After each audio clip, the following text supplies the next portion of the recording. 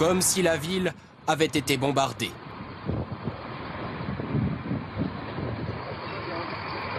Un peu partout des foyers d'incendie. Personne ne cherche à les éteindre. Il n'y a plus rien à sauver, ici.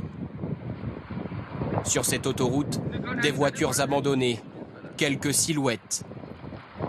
La dévastation à perte de vue.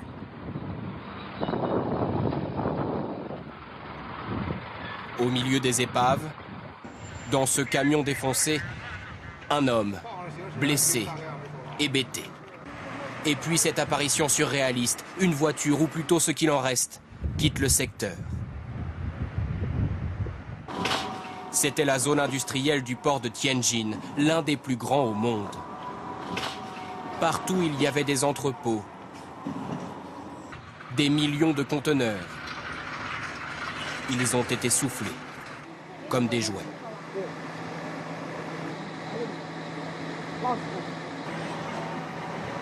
Sur ce parking, il y avait aussi 10 000 voitures neuves, Peugeot, Citroën, Volkswagen, tout ce que la Chine produit chaque jour.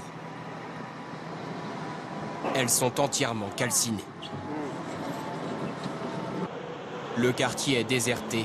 Que reste-t-il à faire ici? Lui cherche son frère, un pompier. Je n'ai toujours aucune nouvelle de lui.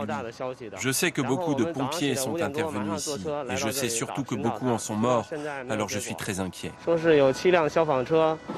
À 150 km de Pékin, Tianjin, 15 millions d'habitants, c'est avant tout un port.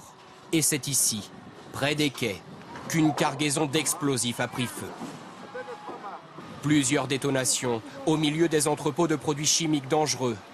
Les vitres ont explosé dans un rayon de 3 km et les secousses ressenties sur 10 km. C'est visible à l'œil nu. Aucune habitation n'a échappé au souffle.